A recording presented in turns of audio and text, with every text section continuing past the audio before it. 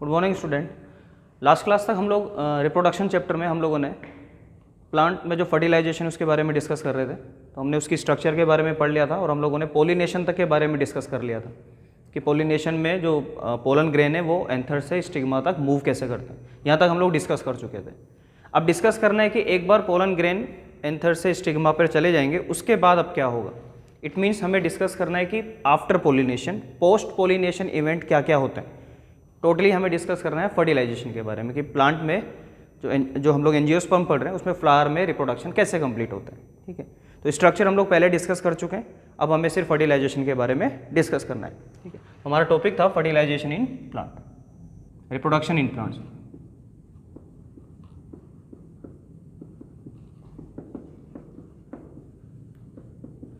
Reproduction in plants, तो हम लोग डिस्कस कर रहे हैं पोस्ट पोलिनेशन इवेंट्स।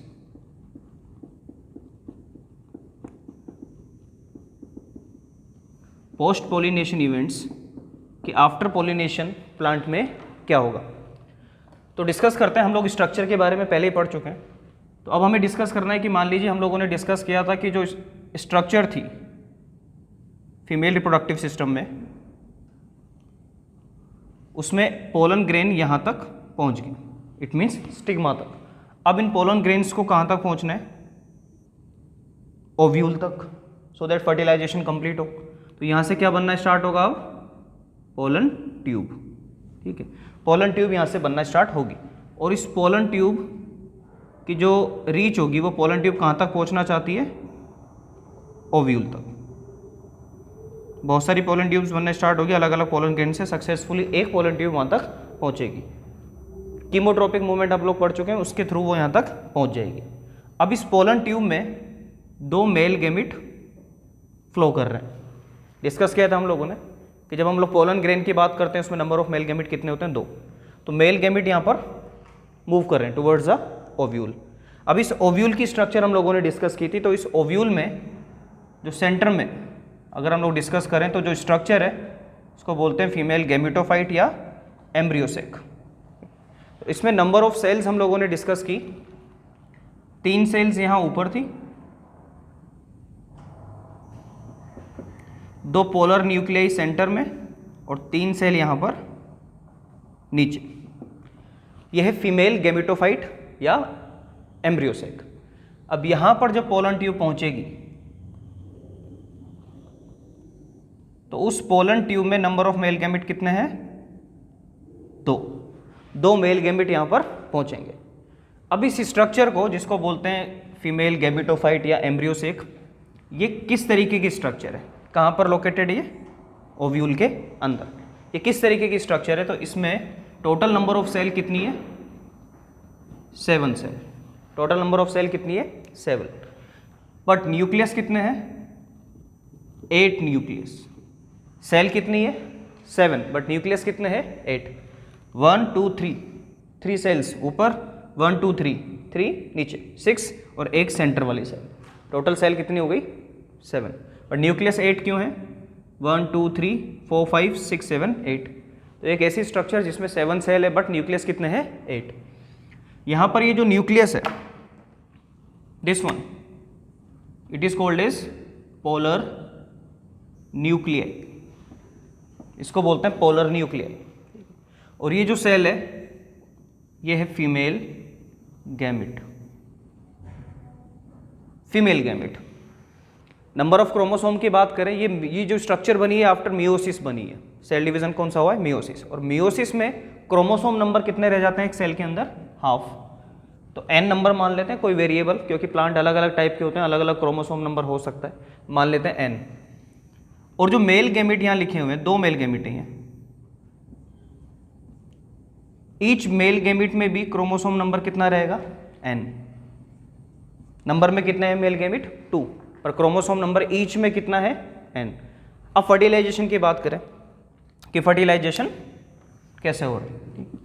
तो इस स्ट्रक्चर में जहाँ तक ये पोलन ग्रेन्स जो मेल गैमिट है जो पहुँचे हैं, ये मेल गैमिट है, हम यहाँ पर फर्टिलाइजेशन का इवेंट कंप्लीट करेंगे। तो मेल गैमिट टोटल नंबर में कितने हैं, 2।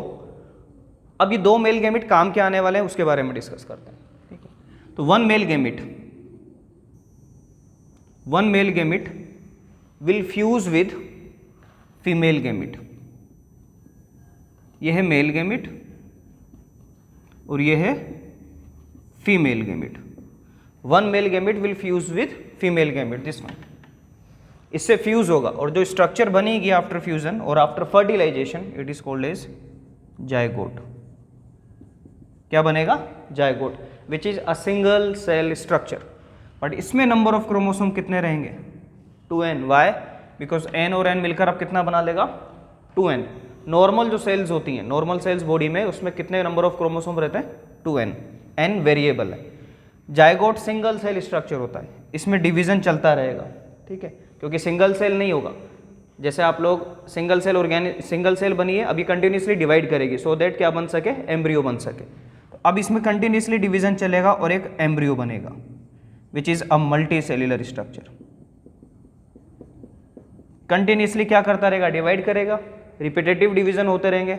2n सेल है, 2n 2n 2n बनती रहेगी, मल्टीपल सेल्स बन जाएगी और क्या बन जाएगा? फाइनली एम्ब्रियो बन जाएगा। और एम्ब्रियो कौन सी स्ट्रक्चर है? एम्ब्रियो वो स्ट्रक्चर है जो एक इंफॉर्मेशन कैरी करती है उस पर्टिकुलर ऑर्गेनिज्म की, मतलब वो अपना जैसा ऑर्गेनिज्म फिर से बना पाएगा।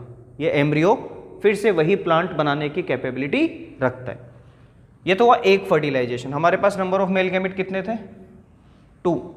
ये तो एक हुआ। सेकंड का रोल क्या है? सेकंड जो मेल गैमेट है वो क्या काम करेगा, उसके बारे में डिस्कस करते हैं। ये फर्स्ट, ठीक है। सेकंड की बात करते हैं। ये जो पोलर न्यूक्लियस सेंटर में लिखा हुआ था, second male gamete n will fuse with polar nuclei. Polar nuclei में नंबर ऑफ न्यूक्लियस कितने थे? 2। वैसे तो वो अलग अलग न्यूक्लियस थे, n and n, but just before fertilisation वो दोनों पोलर न्यूक्लियाई क्या हो जाते हैं? मर्ज हो जाते हैं और अब एक न्यूक्लियस की तरह बिहेव करते हैं। तो अब n और n पहले था उसके पास, दोनों फ्यूज हो गए तो क्या बन गया? 2n बन गया।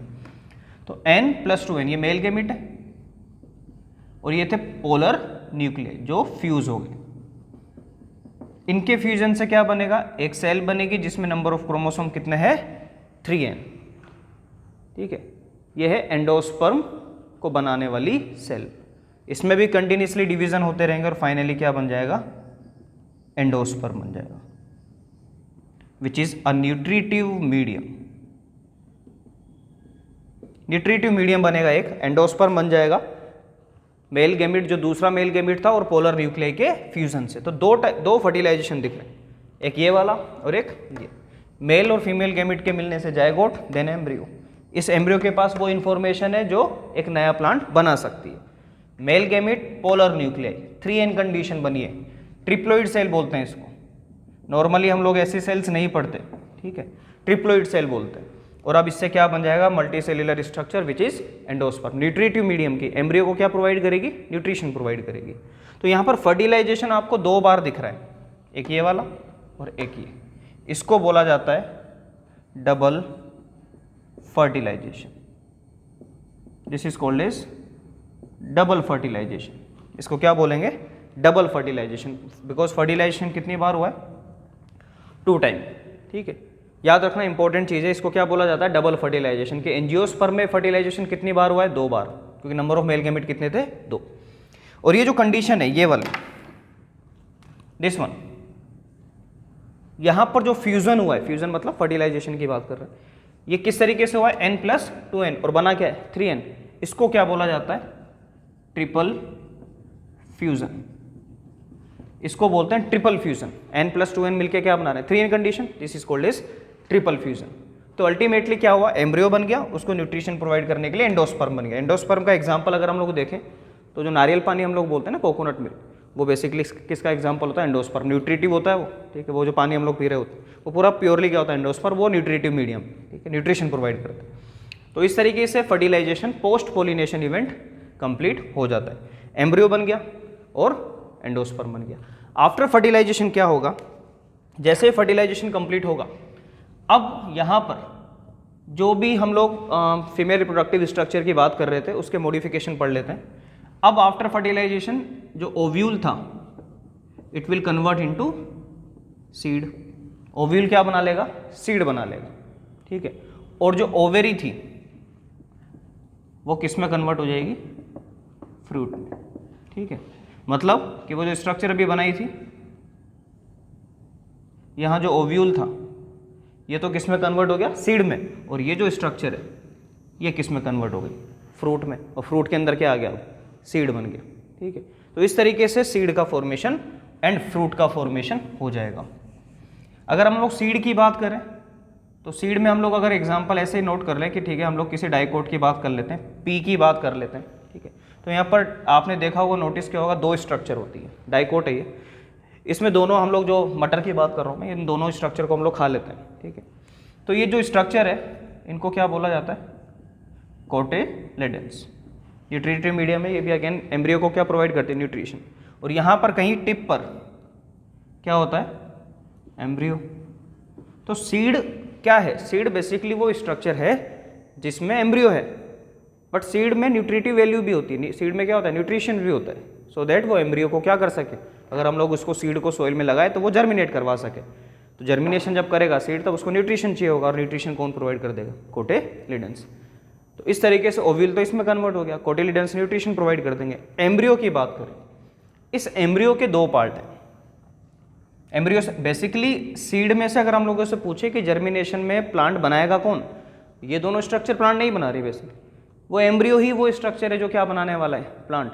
तो उस एम्ब्रियो में दो पार्ट है, एक तो है प्लूम्यूल और एक है रेडिकल। प्लूम्यूल तो क्या बनाएगा फ्यूचर में, स्टेम या शूट, वेरेज रेडिकल क्या बनाएगा, रूट। तो एम्ब्रियो के जो दो पार्ट है, plumule and radical, plumule shoot और रेडिकल क्या बनाएगा, रूट, ठीक है। तो एम्ब्रियो में ये दोनों स्ट्रक्चर, ये दोनों पार्ट्स बना लेगी। तो एक तो हो गया न्यूट्रिटिव मीडियम कोटिलेडन, और दूसरा हो गया रूट एंड शूट। तो ये तो था फर्टिलाइजेशन इन प्लांट, एंजियोस्पर्म की हम लोग बात कर रहे हैं। इसके बाद हम लोगों को डिस्कस करना है नेक्स्ट टॉपिक जो हमारा है वो है reproduction in human being. Next topic हमारा क्या होगा, रिप्रोडक्शन इन ह्यूमन, उसको डिस्कस करते हैं। Next topic is reproduction in human. Human में रिप्रोडक्शन की बात करते हैं। अब ह्यूमन बीइंग में रिप्रोडक्शन की बात कर रहे हैं, हम लोग सभी जानते हैं इस चीज को कि ह्यूमन बीइंग कैसे होता है, यूनिसेक्सुअल। इट मीन्स यहां पर मेल एंड फीमेल दोनों आइसोलेटेड ऑर्गेनिजम्स हैं, दोनों अलग अलग ऑर्गेनिजम्स हैं, मेल एंड फीमेल। और टाइप ऑफ रिप्रोडक्शन क्या है, ऑब्वियसली सेक्सुअल रिप्रोडक्शन। क्लियर है। यहां पर ह्यूमन बीइंग में हम लोग जब बात कर रहे हैं रिप्रोडक्शन की, तो हमें बहुत क्लियरली ये सोचना है कि यहाँ पर रिप्रोडक्शन में बेसिकली क्या रिक्वायर्ड है, तो वो है गैमेट्स। सेक्सुअल रिप्रोडक्शन है, गैमेट्स आर रिक्वायर्ड। तो गैमेट्स का फॉर्मेशन कहाँ होगा, मेल एंड फीमेल में, उन स्ट्रक्चर के बारे में हमें बात करनी है। मेल के अकॉर्डिंग सोचें, फीमेल में थोड़ा सा और वेरी करेगा, वाई, बिकॉज मेल में तो सिर्फ गैमेट्स फॉर्मेशन की बात करनी है, और फीमेल में गैमेट बनेगा नो डाउट, उसके साथ साथ फ्यूचर में जब एक एम्ब्रियो डेवलप करेगा, एक फीटस बनेगा, तो वो भी फीमेल की बॉडी में ही बनेगा, ठीक है। वो जो ग्रो करेगा वो भी फीमेल की बॉडी में करेगा। तो उसमें हम लोग फर्टिलाइजेशन के बाद और भी जो इवेंट्स होते हैं उनकी भी बात करते हैं, क्योंकि एक नई लाइफ को बनाने के लिए रिस्पॉन्सिबल कौन है, फीमेल है। मेल में गैमेट्स बनेंगे, फीमेल भी बनेंगे, पर एक जो एम्ब्रियो डेवलपमेंट है वो कहाँ कंप्लीट होगा, फीमेल में कंप्लीट होगा। तो मेल और फीमेल में जब गैमेट्स की बात करेंगे तो गैमेट का फॉर्मेशन कहाँ होता है, ठीक है, तो उन्हें बोलते हैं primary sex organ. Primary sex organ, ठीक है। Primary sex organ in case of male and in case of female, दोनों में बात करते हैं, इंडिविजुअली बाद में डिस्कस करेंगे। मेल में प्राइमरी सेक्स ऑर्गन्स क्या होते हैं, testis. Primary sex organ in case of male testis, और फीमेल में प्राइमरी सेक्स ऑर्गन्स क्या हैं, ओवरी। यहाँ पर प्राइमरी सेक्स ऑर्गन का मतलब क्या है, प्राइमरी सेक्स ऑर्गन का मतलब है ऐसे ऑर्गन्स जो क्या बनाने वाले हैं, गैमेट फॉर्मेशन, ठीक है, जहाँ पर गैमेट्स बनेंगे, ठीक है, एज वेल एज किसका सिक्रेशन होगा, सेक्स हॉर्मोन्स का। किसका सिक्रेशन होगा, सेक्स हॉर्मोन्स का। तो यहाँ पर गैमेट्स भी बनेंगे और एज वेल एज किसका सेक्रेशन होगा, सेक्स हार्मोन्स का। इन्हें बोलते हैं प्राइमरी सेक्स ऑर्गन। तो टेस्टिस में अगर हम लोग गैमेट्स की बात करें तो किसका फॉर्मेशन हो रहा है, स्पर्म फॉर्मेशन। और फीमेल में ओवरी में किसका फॉर्मेशन हो रहा है, ओवा फॉर्मेशन, ओव्यूल। यह है मेल एंड फीमेल गैमेट्स। अब हॉर्मोन्स कौन से हैं, तो टेस्टिस में जब हॉर्मोन्स की बात कर रहे हैं मेल में तो कौन सा हार्मोन है यहाँ पर, टेस्टोस्टेरोन। और फीमेल में कौन सा है, एस्ट्रोजन। एंड एक और, क्योंकि मैंने बताया आप लोगों को यहाँ पर प्रेगनेंसी वाला केस भी होगा, प्रोजेस्टेरोन।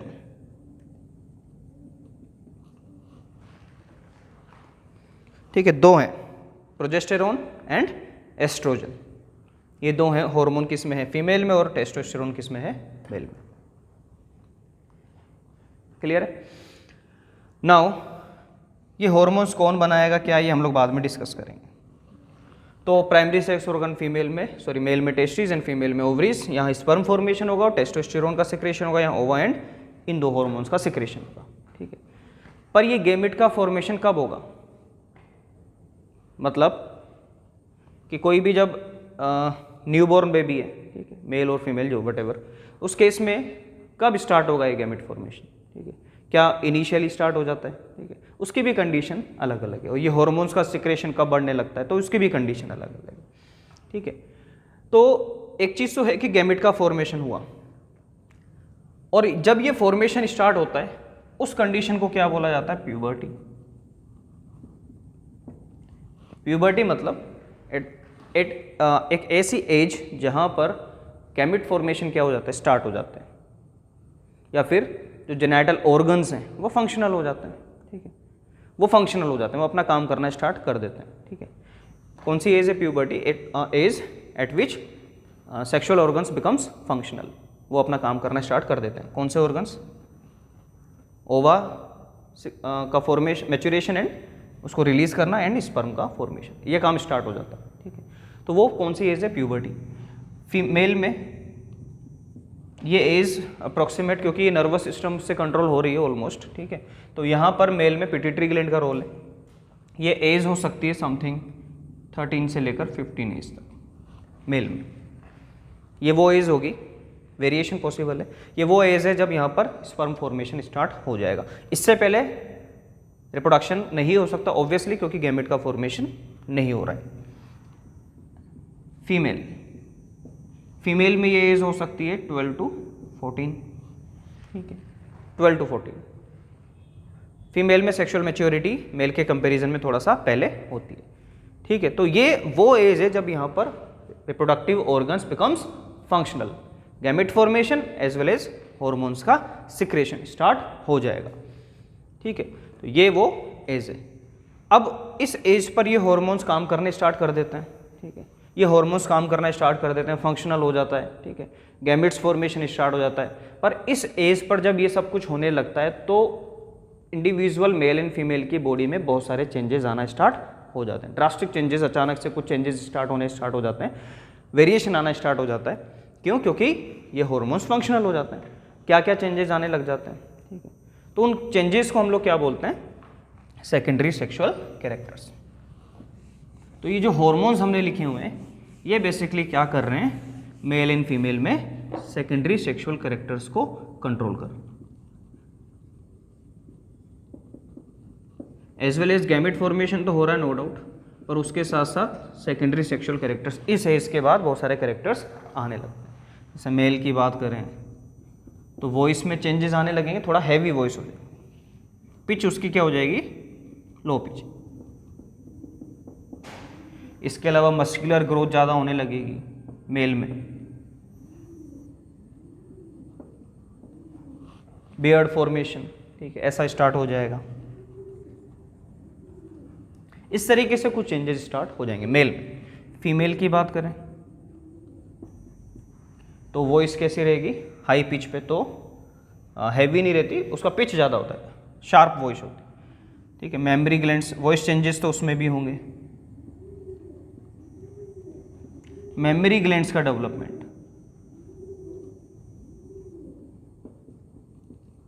मेमरी ग्लैंड्स का डेवलपमेंट, ठीक है। इस तरीके से चेंजेस फीमेल में भी स्टार्ट हो जाते हैं at the time of puberty, क्योंकि हॉर्मोन्स काम करना स्टार्ट कर देते हैं। ठीक है, ये है सेकेंडरी सेक्सुअल कैरेक्टर्स। अब हमने डिस्कस किया कि गैमेट्स बनते हैं, ठीक है, पर गैमेट्स बन कहाँ रहे हैं, स्ट्रक्चर हम लोगों ने अभी डिस्कस की, हमने नाम डिस्कस किया कि टेस्टिस में बन रहे हैं ना ओवरीज में बन रहे हैं। अब इन गैमेट्स को इस साइड से जहाँ ये बन रहे हैं वहाँ से आगे बढ़ाने के लिए, ठीक है, क्योंकि ओवरी एक पर्टिकुलर ऑर्गन है छोटा सा, फीमेल में, अगर मेल में बात करें तो टेस्टिस एक पर्टिकुलर लोकेशन पर लोकेटेड है, पर उन जो भी गैमेट्स है लाइक स्पर्म या ओवा, तो उनको वहाँ से रिलीज करना होता है। ठीक है, वो वहीं पर रह के काम नहीं करते हैं। टेस्टिस स्पर्म्स, जो स्पर्म्स होते हैं वो टेस्टिस में बन रहे हैं, बट उनको उनका जो फंक्शन है वो वहाँ नहीं है, इनका काम है फर्टिलाइजेशन करना, तो वो फीमेल की बॉडी तक इंट्रोड्यूस करना होगा, तो वहाँ तक पहुँचाने के लिए एक पाथवे फॉलो करना पड़ता है। सिमिलरली फीमेल में भी ओवरीज में ओवा बने, लेकिन वो फर्टिलाइजेशन ओवरी में कंप्लीट नहीं होता है, उसके लिए दूसरी साइट है। एम्ब्रियो का डेवलपमेंट ओवरी में नहीं होता है, उसकी अलग साइट है। ठीक है, यूट्रस, तो साइट अलग है, इसका मतलब गैमेट्स को कंडक्ट होना पड़ता है, बढ़ना पड़ता है, आगे किसी पर्टिकुलर साइट तक जाना पड़ता है। तो अब गैमेट्स बन किसी और जगह रहे, लेकिन इनका काम कहीं और जाके किसी पर्टिकुलर साइट पर जाकर हो रहा है, तो इसका मतलब इन गैमेट्स को वहाँ तक पहुँचाना पड़ेगा। पहुँचाना पड़ेगा तो अब डिफरेंट ऑर्गन्स भी रिक्वायर्ड हैं, उन्हें बोलते हैं सेकेंडरी सेक्स ऑर्गन्स। किन्हें बोला जाएगा, जो किस में हेल्पफुल है, कंडक्शन ऑफ गैमेट, जो conduction of gamete as well as, अगर फीमेल में बात करें तो एम्ब्रियो डेवलपमेंट, फीटस डेवलपमेंट, इन चीज़ों में जो रिस्पॉन्सिबल है वो है सेकेंडरी सेक्स ऑर्गन्स। तो मेल में कौन से हैं, डिस्कस हम लोग एक्सप्लेन बाद में करेंगे, जैसे एपिडाइमिस, वास डिफरेंस, इसके अलावा कुछ न्यूट्रिटिव ग्लैंड्स भी हैं, seminal vesicle, prostate gland etcetera. ठीक है, ये तो है मेल में। फीमेल में बात करें तो like fallopian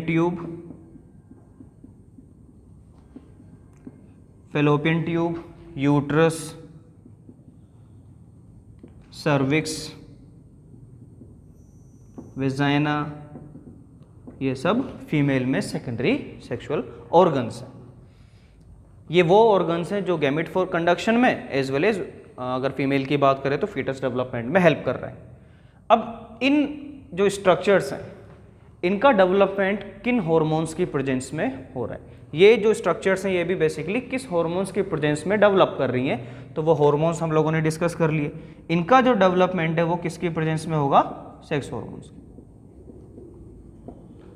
sex hormones are responsible for the development of such type of organs. Clear है। अब प्राइमरी सेक्स ऑर्गन जो हमने पढ़े थे, it means testis and ovaries, उनका डेवलपमेंट कौन कंट्रोल करता है, ठीक है। तो उनके डेवलपमेंट की बात करें तो यहां पर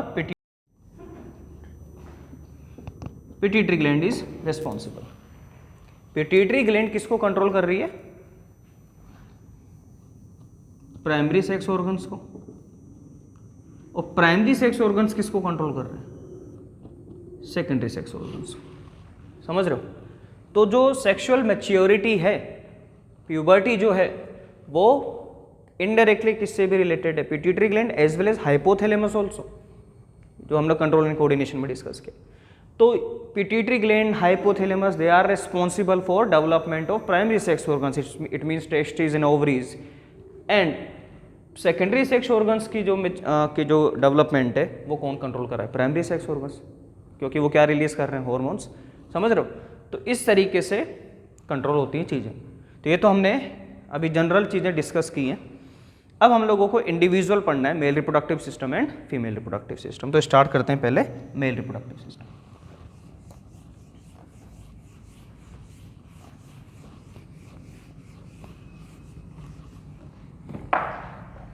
चलिए स्टार्ट करते हैं पहले male reproductive system.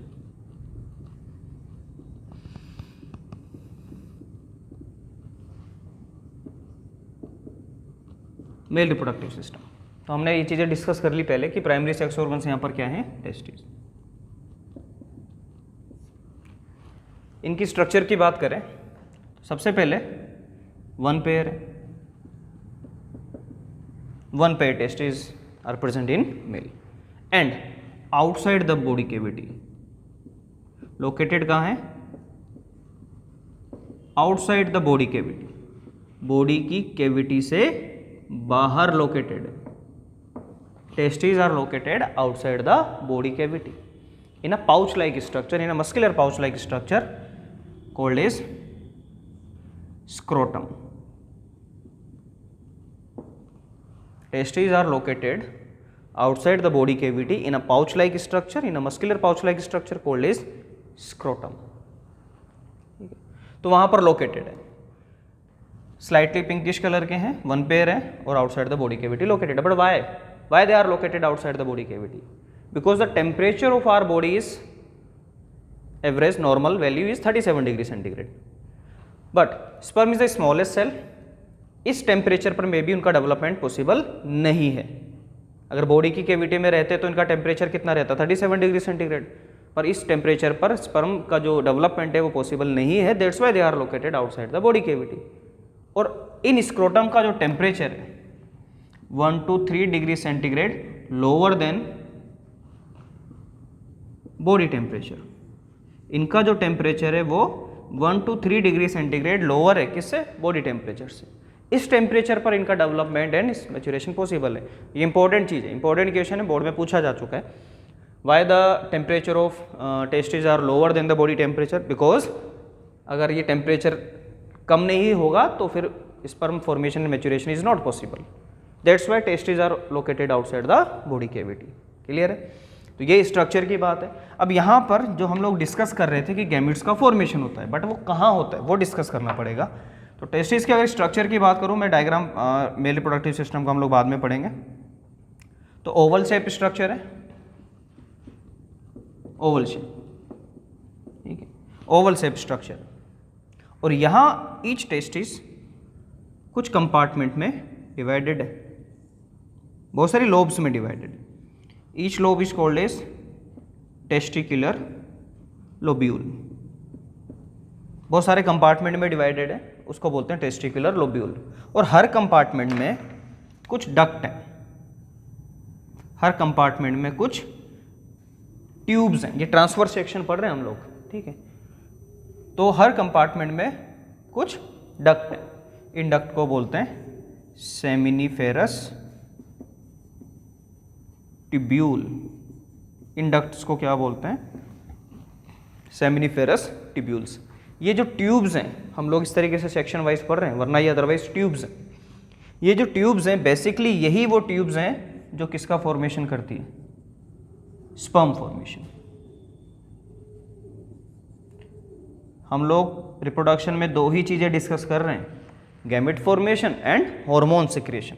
Seminiferous tubules वो साइट है जहाँ पर स्पर्म का फॉर्मेशन होगा, मेल गैमेट का फॉर्मेशन होगा, ठीक है। ये लोब्यूल्स हैं, हर लोब्यूल में कम से कम 2 से लेकर 3, 2 to 3 क्या होती है, seminiferous tubule. Something 600 to 700 each testis में ये ट्यूब्स होती हैं। और ये बहुत कोइल्ड ट्यूब्स होती है, इनकी जो ये जो स्ट्रक्चर है ट्यूब्स, यही बेसिकली क्या बनाती है, स्पर्म का फॉर्मेशन बनाती है। कैसे हो रहा है वो हम लोग अलग से समझते हैं, क्लियर है।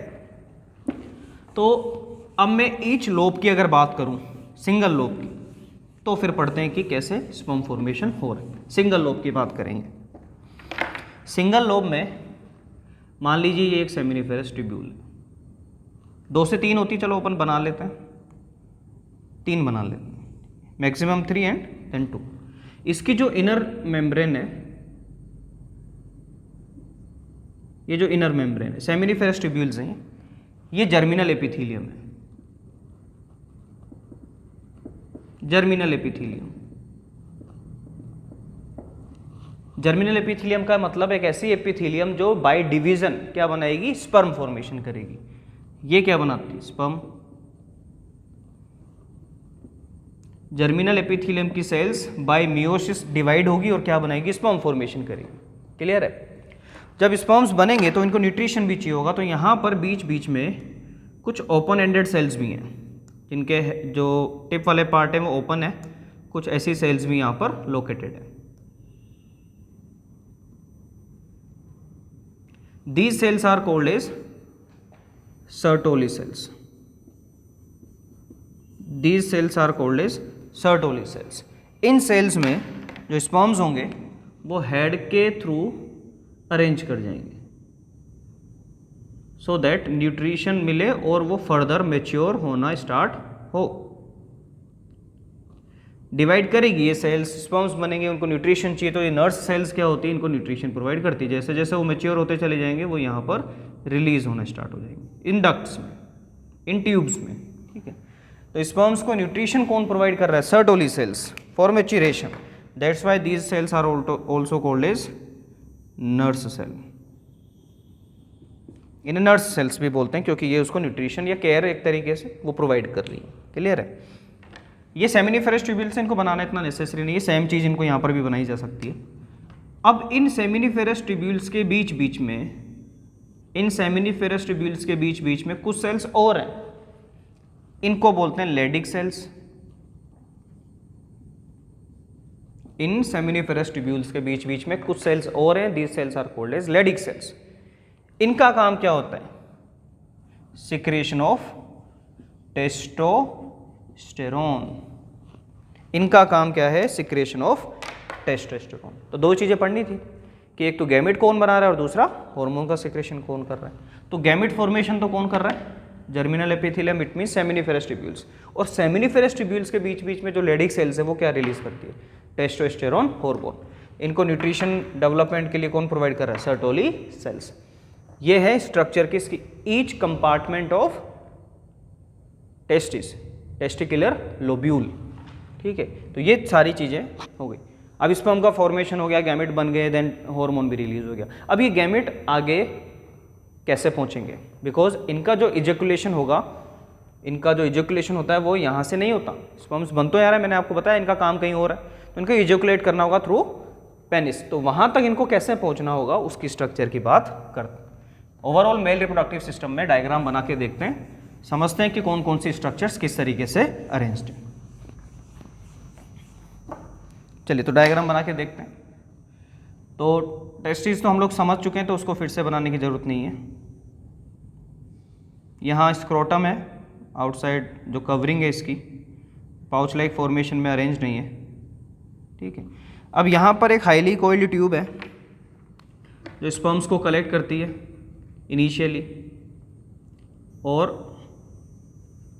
पोस्टीरियर साइड में होती है, और फिर ये डक्ट बना देती है, एक सिंगल डक्ट। बेसिकली स्पर्म्स जब बन जाते हैं तो उनको फिर से बॉडी के अंदर जाना होता है फॉर इजेकुलेशन।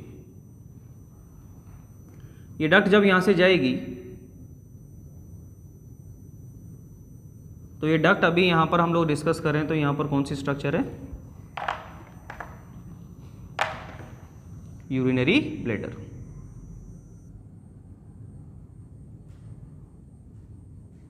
यूरिनरी ब्लैडर, इस यूरिनरी ब्लैडर में ये डक्ट जो होगी वो यहाँ पर आकर ओपन करेगी।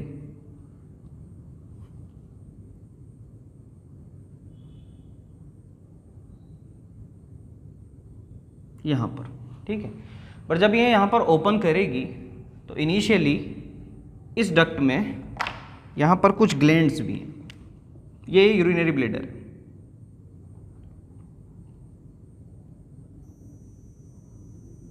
एक स्ट्रक्चर है which is called as seminal vesicle. तो पहले जब ये डक्ट यहाँ पर ओपन करेगी तो पहले ये किससे मिलेगी? सेमाइनल वेसिकल से। उसके बाद ये यहाँ पर एक कॉमन डक्ट बनेगी। पहले हम इस डायग्राम को यहाँ से कंप्लीट।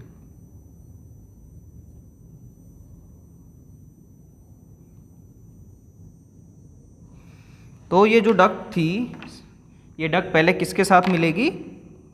सेमाइनल वेसिकल के साथ। उसके बाद एक कॉमन डक्ट बनेगी।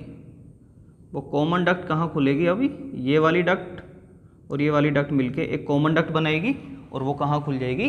यहाँ, ठीक है। ऐसा ही डायग्राम हमें दूसरी तरफ भी अज्यूम कर लेना, क्योंकि सिमिलर टेस्टिस वाली स्ट्रक्चर यहाँ से भी होगी। ये स्ट्रक्चर कौन सी है? Urinary bladder.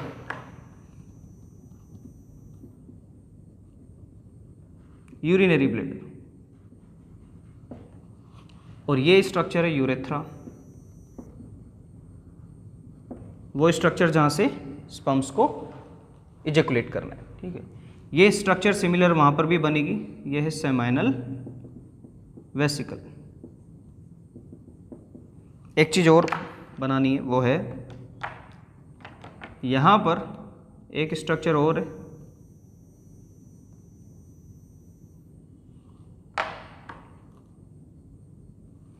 This structure is prostate gland.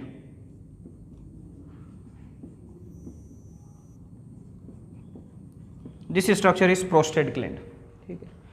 तो urethra, prostate gland, seminal vesicle, ऐसा कैसा आपको उधर भी बनाना होता है, वो एक ही चीज़ है, वो वापस वहाँ पर भी बनाना होता है, ठीक है।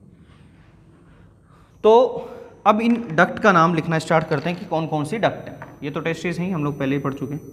ये जो हाईली कोइल्ड ट्यूब आपको दिख रही थी, सुन, ये है एपिडिडाइमिस,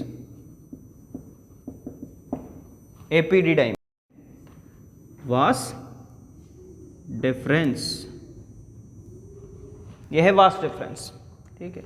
ये है urinary bladder, this one is urethra, ये है सेमाइनल वेसिकल, ये प्रोस्टेट ग्लैंड, ये स्ट्रक्चर, ठीक है। अब सबके इंडिविजुअली फंक्शन भी देख लेते हैं, इसका हम लोग पढ़ चुके हैं, ठीक है। तो एपिडिडाइमिस जो स्ट्रक्चर लिखी हुई है, ये एक हाईली कोइल्ड ट्यूब है, और इसका काम भी क्या है, to provide nutrition to sperm. Nature में कैसी है ये, न्यूट्रिटिव, बिकॉज इसका काम भी क्या होता है, स्पर्म को न्यूट्रिशन प्रोवाइड करना। तो एपिडाइमिस में जो स्पर्म्स हैं वो कुछ टाइम के लिए होल्ड कर सकते हैं, रुक सकते हैं, ठीक है, मैच्योर होते हैं, ठीक है, काफ़ी दिन तक यहाँ होल्ड कर सकते हैं और उसके बाद मैच्योर होने लगते हैं, बिकॉज ये इसको न्यूट्रिशन प्रोवाइड करता है। उसके बाद आती है ये वाली डक्ट। ये डक्ट, टेस्टिस तो आउटसाइड द बॉडी कैविटी है, बट ये जो डक्ट है ना, ये वापस से बॉडी के अंदर जा रही है। ये डक्ट वापस कहाँ जा रही है, बॉडी के अंदर जा रही है, और फिर यहाँ जब पहुँच रही है यूरिनरी ब्लैडर, ये इसके अंदर नहीं जा रही है ना, ये जो आप समझ रहे हो, ये वास डिफरेंस इसके यूरिनरी ब्लैडर के अंदर नहीं गई है, सामने से आती हुई दिख रही है। और यूरिनरी ब्लैडर का काम तो क्या है, यूरिन को स्टोर करना। तो यहाँ पर क्या बनती है, यूरेटर्स होती हैं, वो यूरिन को लाके यहाँ पर खाली कर देती है। अब उस यूरेटर को कोइल करती हुई, ये वास डिफरेंस उस यूरेटर को कोइल करती हुई कहाँ तक आती है, यहाँ तक, यहाँ आकर ओपन हो जाती है। बट जब यहाँ पर ओपन होती है, उससे पहले डायरेक्टली ओपन नहीं हो रही है, यहाँ पर मैंने देखो कलर यहाँ पर चेंज किया, डायरेक्टली ओपन नहीं हो रही है। जब इसको ओपन होना है, उससे पहले ये किसके साथ मिल जाती है, सेमाइनल वेसिकल के साथ, फिर ये यहाँ पर ओपन हो जाती है। अलग से डायग्राम बना के देखेंगे। तो ये वास डिफरेंस का काम क्या है, स्पर्म्स को यूरेथ्रा तक लेके जाना। It connect testis to urethra, vas deferens, clear है। अब ये स्ट्रक्चर जो मैं आपको बता रहा हूँ, ये थोड़ा अलग से इसको वापस देखते हैं कि ये जो वास डिफरेंस थी, दिस वन, ये जब ऐसे आ रही है तो इनिशियली पहले किसके साथ मिलेगी, एक डक्ट है, किसकी, सेमाइनल वेसिकल की। वो दोनों डक्ट मिलकर अब एक कॉमन डक्ट बनेगी, अब एक कॉमन डक्ट बनेगी। ये जो वास्ट डिफरेंस थी, ये किस में ओपन हुई, पहले सेमाइनल वेसिकल, फिर एक कॉमन डक्ट में बन गई, समझ रहे हो। इस कॉमन डक्ट को बोलते हैं ejaculating duct. This common duct is called ejaculating, this one is called as ejaculating duct. तो यहां से तो स्पर्म्स मूव करते हैं, वास्ट डिफरेंस है ये वाली, और ये क्या है, सेमाइनल वेसिकल। तो यहाँ से तो न्यूट्रिशन मिल जाएगा कुछ, और देन स्पर्म्स यहाँ तक पहुँचेंगे। तो स्पर्म्स अलोंग विद इसका जो मीडियम है, जो भी ये बना रहा है, जो भी ये रिलीज कर रहा है सेमाइनल वेसिकल, न्यूट्रिटिव मीडियम है बेसिकली, वो सब मिलके यहाँ पर आ जाएगा। तो यहाँ पर वो स्ट्रक्चर आएगी और बेसिकली यहाँ पर रिलीज हो जाएगी। जब ये यहाँ पर रिलीज होने लगेगी तो इसमें ये जो प्रोस्टेट ग्लैंड है, ये भी अपना सिक्रेशन मिला देगी, ठीक है। तो सब कुछ, अब स्पर्म्स भी हैं, देन जो न्यूट्रिटिव मीडियम बनाया किसने बनाया, सेमाइनल वेसिकल ने बनाया, प्रोस्टेट ग्लैंड ने बनाया, वो सब किस में मिल जाता है, स्पर्म्स के साथ मिल जाता है। तो sperms along with their secretion मिलकर एक स्ट्रक्चर बना लेते हैं, which is called as semen. तो sperms as well as these secretion of what, seminal vesicle and prostate gland, ये सब मिलकर क्या बना लेते हैं, एक स्ट्रक्चर बना लेते हैं, विस्कस स्ट्रक्चर बना लेते हैं, which is called as semen, ठीक है। अब वो सीमन यहाँ पर कहाँ पहुँचा, यूरेथ्रा, ठीक है। What is urethra? Urethra is a tube, urethra is a muscular tube which extend from the neck of urinary bladder, which extends from the neck of urinary bladder and leads to the outside, is a muscular tube like structure which extend from the neck of urinary bladder and leads to the outside। मतलब क्या है कि urinary bladder तो body के अंदर है, ठीक है, और यूरेथ्रा और या जो एक्सटर्नल जेनिटेलिया है हमारे, ठीक है, जिनके थ्रू हमें स्पर्म्स को इजेकुलेट करना है, वो तो बॉडी के बाहर है। तो बॉडी की जो वॉल है उसको भी तो क्रॉस करना पड़ेगा, तो वहाँ से उस बॉडी की वॉल को क्रॉस करते हुए एक्सटर्नल जेनिटेलिया तक पहुँचना, इट मीन्स पेनिस, और वहाँ से उसको रिलीज करना, उसमें एक पाथवे फॉलो करना पड़ेगा। This pathway is called as urethra. अब एक चीज़ और नोटिस करना कि मेल में हम लोग जब डिस्कस कर रहे हैं, इसका मतलब यूरिनरी ब्लैडर से यूरिन यहाँ से रिलीज होता है यूरेथ्रा से, और इसी पाथवे से क्या रिलीज हो रहे हैं, स्पर्म्स भी। It means in case of male there is a only single pathway for ejaculation of sperms as well as for urination. In case of male दोनों का जो urination as well as sperms ejaculation वो एक single pathway से होगा, यहीं से urine भी होता है और यहीं से इजेकुलेशन भी कंप्लीट होता है, ठीक है। तो ये स्ट्रक्चर है किसकी, मेल रिप्रोडक्टिव सिस्टम की। अब ये जो seminal vesicle and prostate gland थी, इनके सिक्रेशन को अगर सेमाइनल वेसिकल की बात करें तो क्या रिलीज करते हैं ये दोनों, सेमाइनल प्लाज्मा।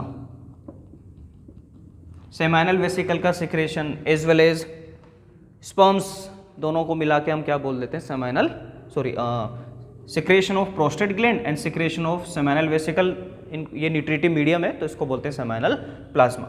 न्यूट्रिटिव है नेचर में, न्यूट्रिटिव है नेचर में, लाइक इसमें क्या क्या प्रेजेंट है, क्योंकि एनर्जी चाहिए स्पर्म्स को फॉर मूवमेंट, ठीक है। वो तो उसको तो टारगेटेड कहाँ तक जाना होगा, ओव्यूल फीमेल में रिप्रोडक्टिव सिस्टम में फर्टिलाइजेशन कंप्लीट करना पड़ेगा, तो उसको एनर्जी चाहिए, तो एनर्जी चाहिए तो कार्बोहाइड्रेट कंपोनेंट चाहिए।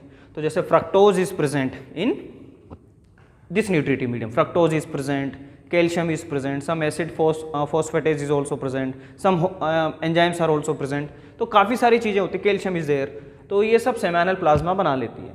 इस सेमाइनल प्लाज्मा का 70% पार्ट, 60 से 70% पार्ट तो कौन बना रहा है, सेमाइनल वेसिकल, और रिमेनिंग 20-30% पार्ट कौन बना रहा है, प्रोस्टेट ग्लैंड।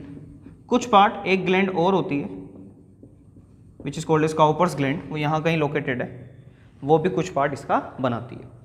तो ये nutritive medium which is called as seminal plasma, उसके ये पार्ट्स, सेमाइनल वेसिकल ज़्यादा पार्ट बना रही है और बाकी प्रोस्टेट। और नेचर में ये जो सेमाइनल प्लाज्मा बनाई है ओवरऑल स्लाइटली बेसिक होता है, समथिंग 7.3 pH के आसपास होता है, ठीक है। अब इसमें वास्ट डिफरेंस क्या रिलीज कर देती है सेमाइनल प्लाज्मा में, स्पर्म्स मिल जाएंगे, क्योंकि टेस्टिस जो स्पर्म्स बना रहे हैं वो सेमाइनल प्लाज्मा के साथ मिल जाएंगे। स्पर्म्स सेमाइनल प्लाज्मा में क्या मिल गए, यहाँ से ये वास्ट रेफरेंस यहाँ से आई है तो उसमें स्पर्म्स भी मिल गए। अब ये जो ओवरऑल स्ट्रक्चर बनी इसको क्या बोलते हैं, see seminal plasma along with sperms is called as semen. उनको फिर यहाँ से यूरेथ्रा से रिलीज कर दिया जाता है, समझ रहे। तो पार्ट्स कौन कौन से हो गए, एपिडिडाइमिस न्यूट्रिटिव है, ये टेस्टिस के पोस्टीरियर साइड में लोकेटेड होती है। वास्ट रेफरेंस ये डक्ट है जो स्पर्म्स को बॉडी के अंदर लेके आई है पहले, ठीक है। ये जो डक्ट है बॉडी के अंदर आती है, यूरेटर को कोइल करती हुई यहाँ पर यूरेथ्रा में ओपन होती है, और जब ओपन होती है उससे पहले किसके साथ मिल चुकी होती है, सेमाइनल वेसिकल के साथ, उसके न्यूट्रिएंट्स उसमें मिल चुके होते हैं, ठीक है। तो स्पर्म्स यहाँ से मूव करते हुए आ रहे थे और इसमें क्या मिल गया, सेमाइनल वेसिकल के न्यूट्रिएंट्स मिल गए, as well as prostate gland के न्यूट्रिएंट्स भी मिल गए, ठीक है। तो ये है हमारा आज का टॉपिक, ठीक है। तो ये आज हमको डिस्कस करना, और नेक्स्ट क्लास में हम लोग क्या डिस्कस करेंगे, structure of sperm as well as female reproductive system, ठीक है। तो आज के लिए इतना काफ़ी है, और हम लोग रिमेनिंग जो टॉपिक है हमारा वो नेक्स्ट क्लास में डिस्कस करेंगे। Thank you so much.